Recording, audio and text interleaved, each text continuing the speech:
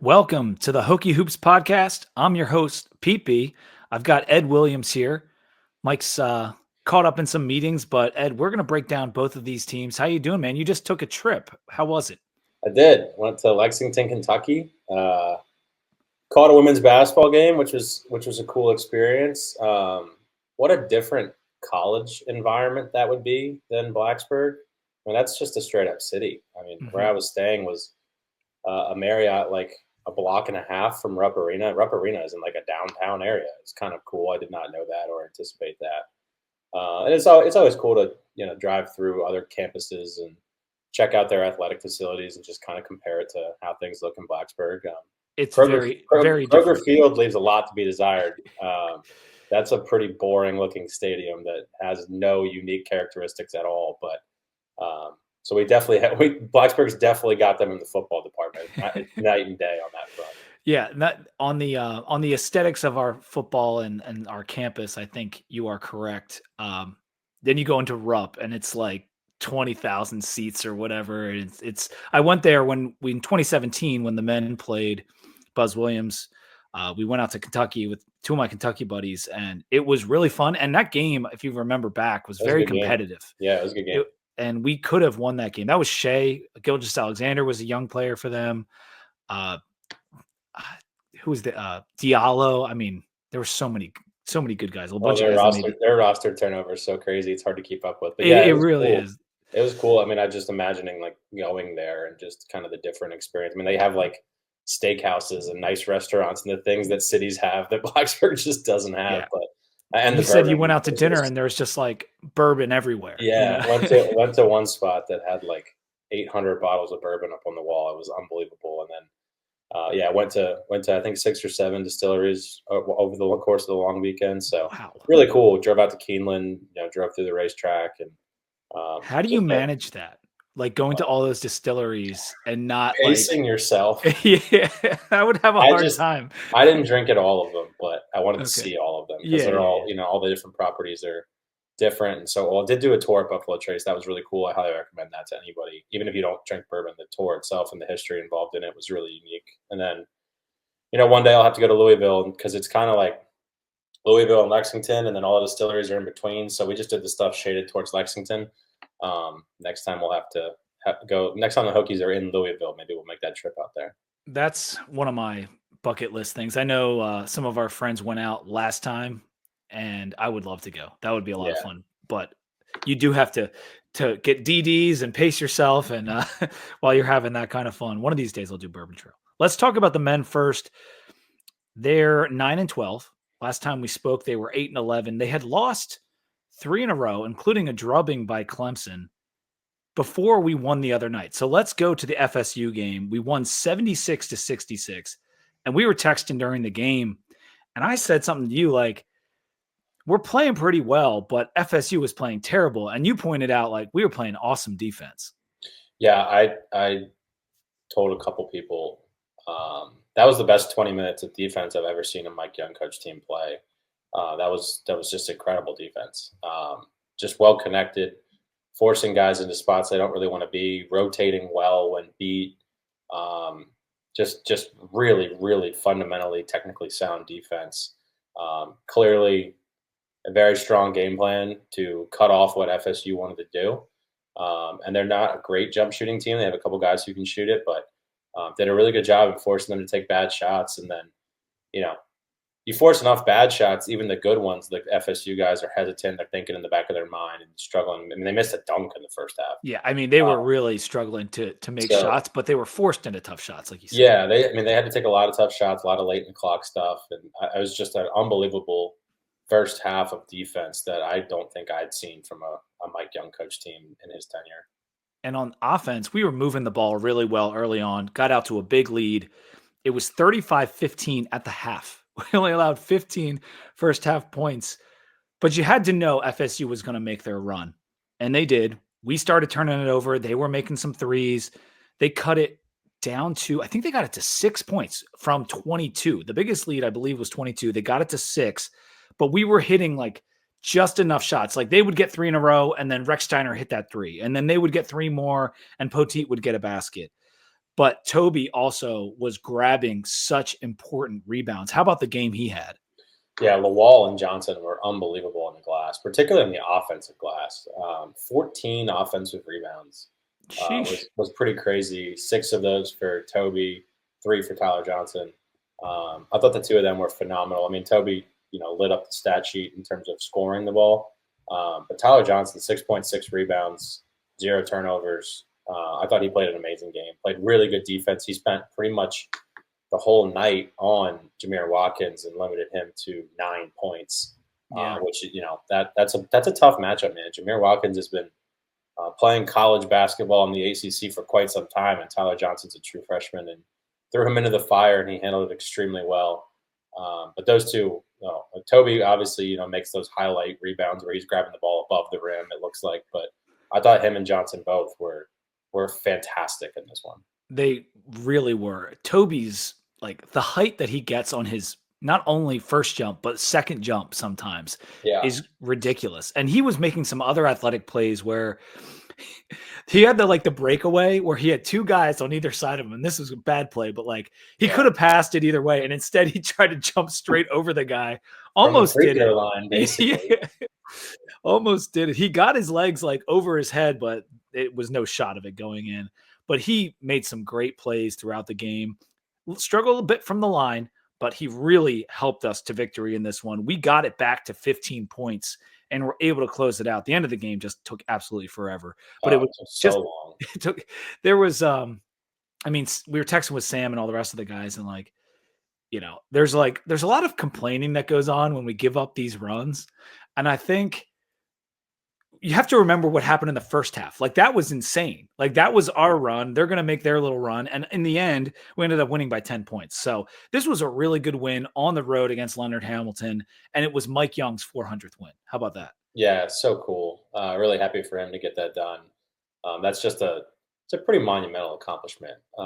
And I mean, I know a lot of them were at Wofford. People will discredit him there, but he's just won a lot of basketball games. He just knows how to coach. Um, he always coaches circles around Leonard Hamilton. I think they showed during the game we're 5 and whatever on the road in the last 3 seasons, and I think at least 2 of those are against Florida State in their building. So We've been struggling on the road typically.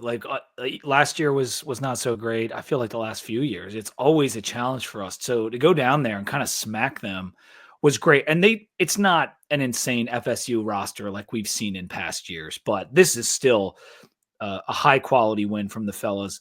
And one of the things that also bothers me in terms of like watching games and the narrative around college basketball today is like Lawal has that great game. He shows all of his athletic ability. He's getting some scouts tweeting about him.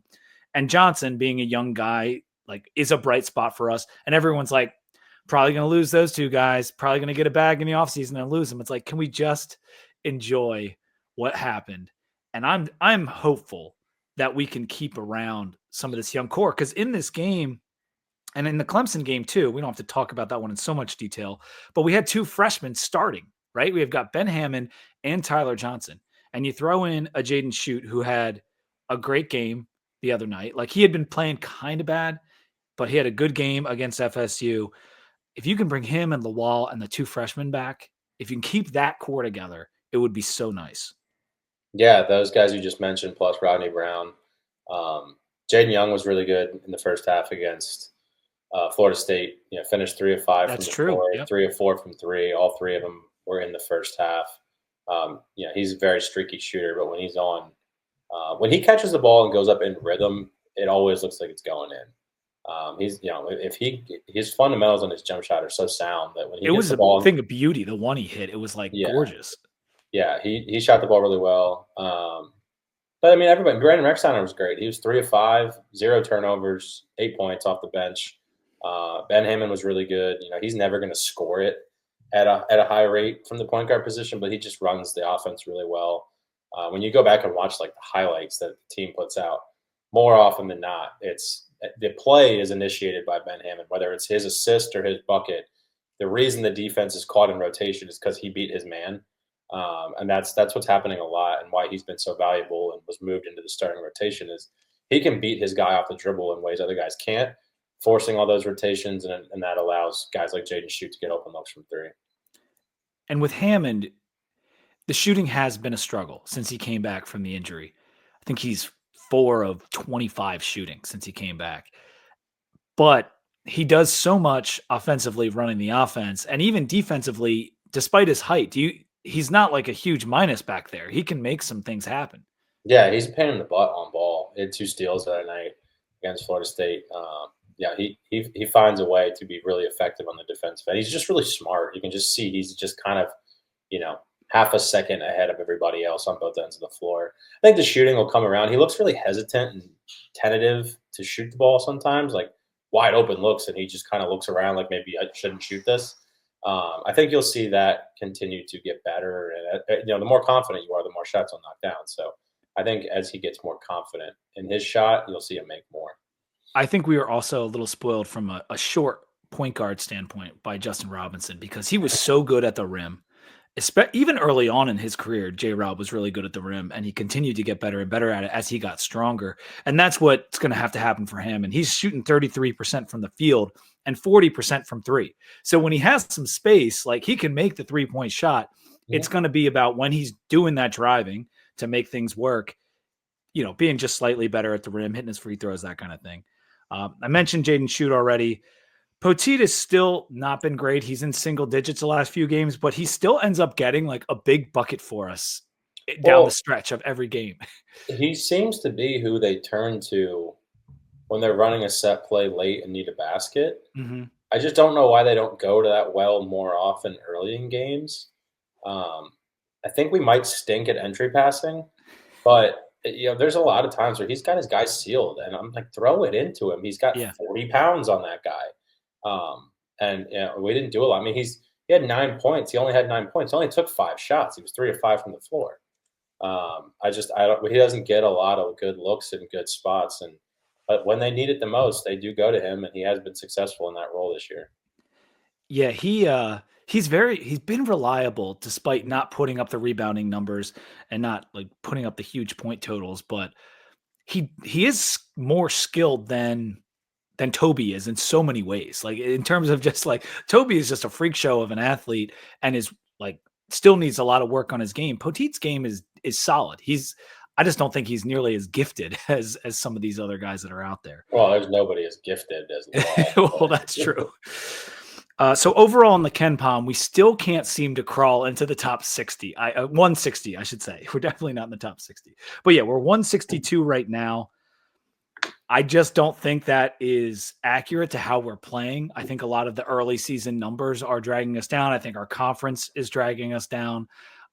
But that doesn't matter. We're winning games here and there, and we're 4-6 in the ACC. We've got UVA coming up on Saturday, big game at JPJ. You were just talking to me, but you might end up going. Tickets are affordable because they stink. They're 3-7 in the ACC. Then we have SMU, and then we have Notre Dame. At Notre Dame, which is always a challenge. You look at the rest of the schedule, there's 10 ACC games left. The conference, as I said, isn't so good. What do you think? How many do we get out of those final 10?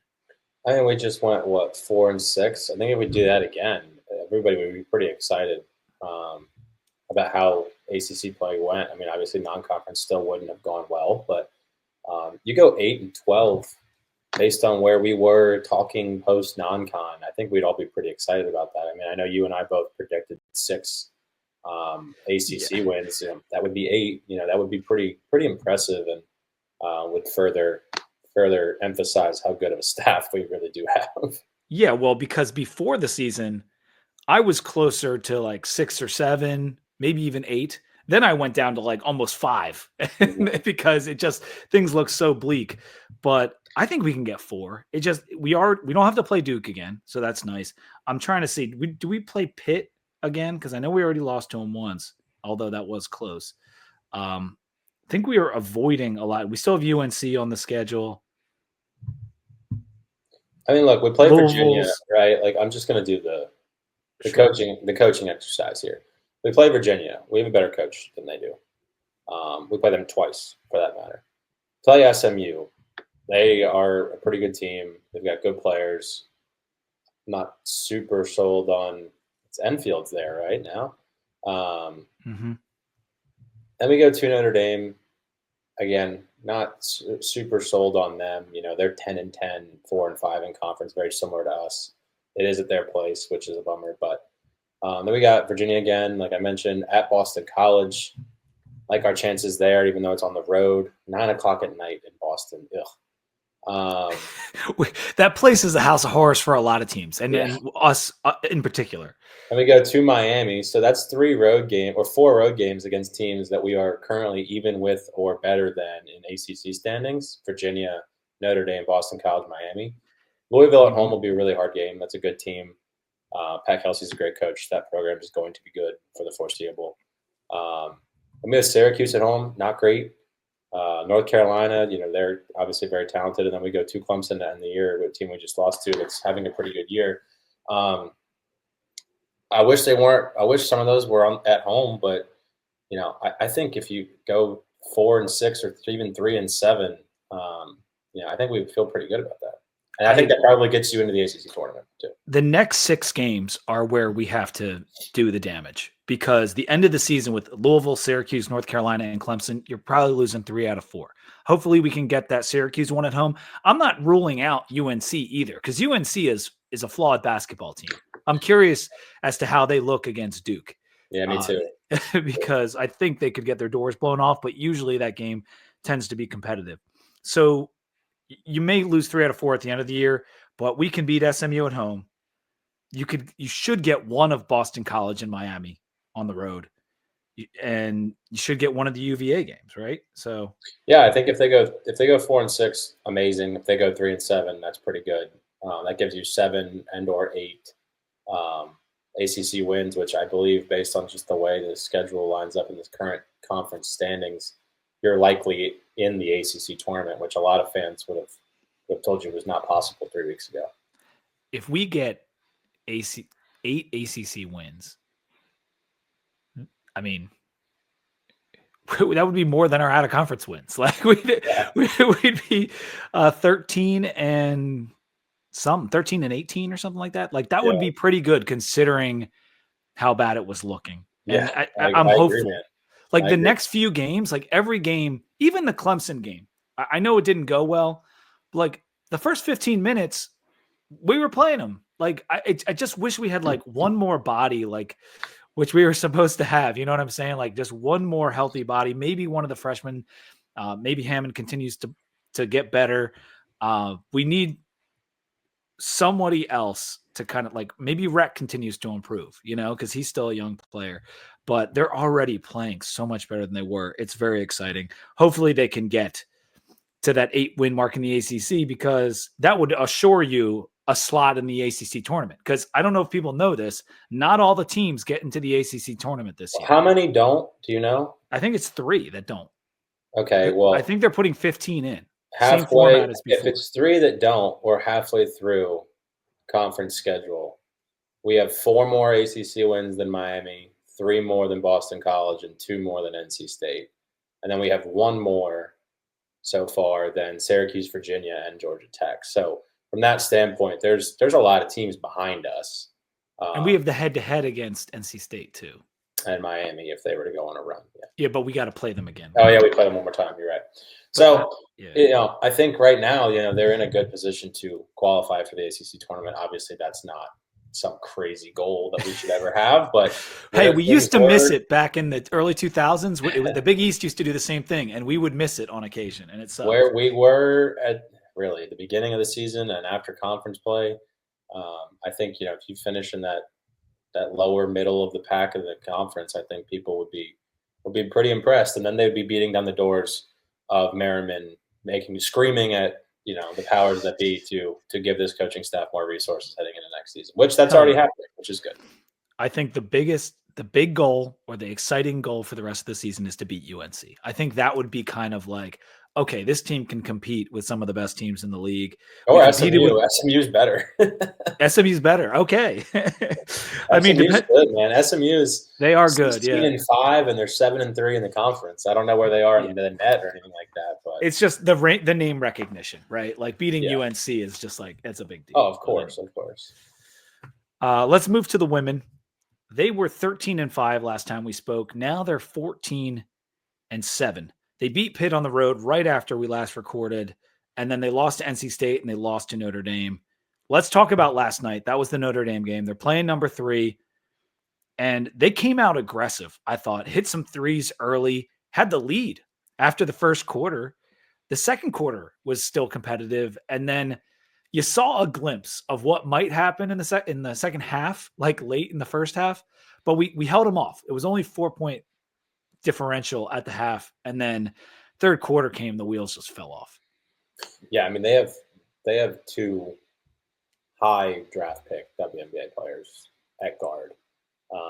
They have probably the National Player of the Year in Hannah Hidalgo, and then they have Olivia Miles, who people kind of forget about because she missed last season with an injury, but she's an incredible player and will all likelihood be a top 5 pick in the draft this year. That's a really strong Notre Dame team. Hidalgo's ridiculous. She's so ridiculous. She's nuts, and they, every goal you could imagine they have, and they very reasonably could accomplish anything right now. They are unbelievably good, and a lot of those girls have been there for a long time. Westbeld and Cintron, I think is her name. They've been there for a long time. And then they supplemented with Carlin from Marquette, who played for Duffy at Marquette. She was a really good player at Marquette. So they've got a really good roster. They've got 2 frontline top tier players. And I thought we played really well in the first quarter and the second quarter. But at a certain point, it was just Hidalgo wasn't going to lose. I think she had 30. So, there's just a talent issue there with those 2 in particular. The turnovers were a problem because that's what happened at the end of the first half, and then it just continued. Like we had 20 turnovers, Ed. Like that is really rough. And the threes weren't falling. I will say, Karis continues her good play. Like she looks like she's a true third option next to Carly and Rose. Mm-hmm. Yeah, she's been playing really good basketball of late.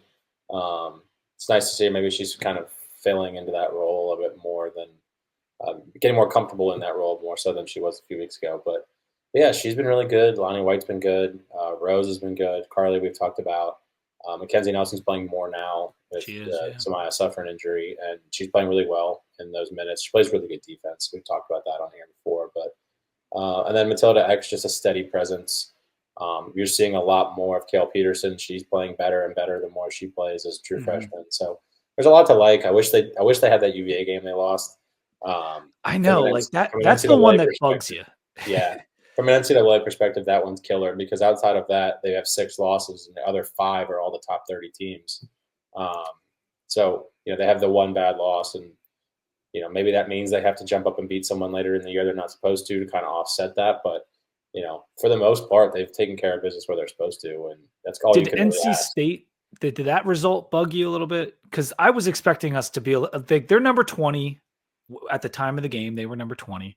They're a good team. We kind of have like a little bit of a rivalry with them. I don't know we had the Liz finish last year. That was really exciting. And I just thought we'd be a little bit more competitive in that one. Going down there was concerning just because it's a tough place to play. And it's a good women's basketball school. They really support very well. And it's a really good team, with some of that more, frontline talent. Like Final Four last year, right? Yeah. So, I was a little worried about can this young group withstand that pressure.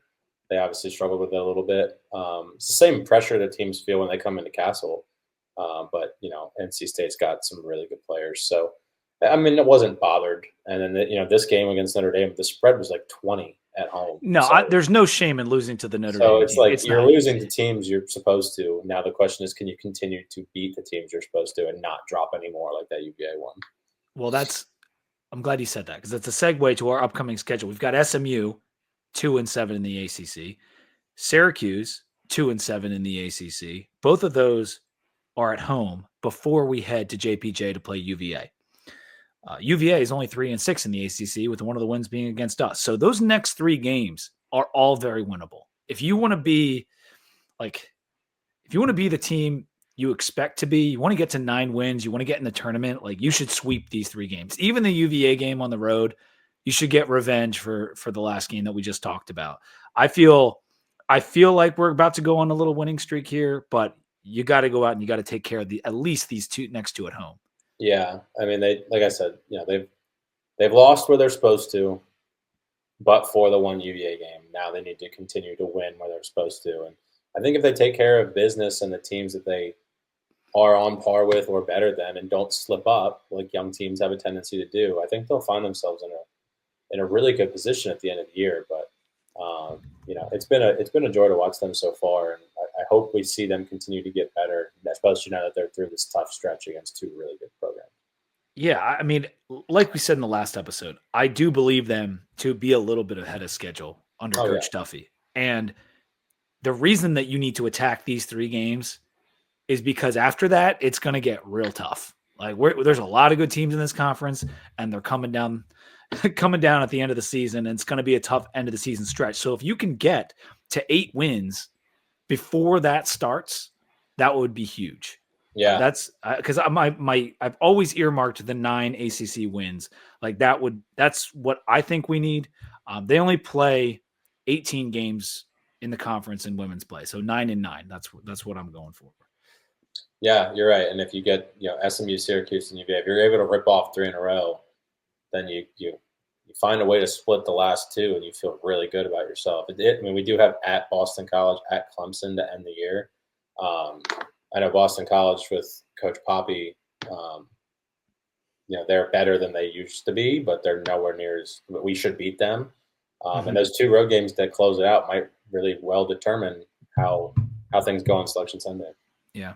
All right, then. That'll do it for the pod. Thank you for listening. Make sure you check us out on the Sons of Saturday feed on Spotify and Apple Podcasts, and subscribe there if you're not already.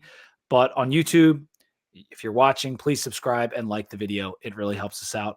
Ed, we'll talk again next week at some point about the UVA game this weekend. I'm hoping we can take them down. Yeah, go get a win at JPJ. Hell yeah. Till next time, go Hokies.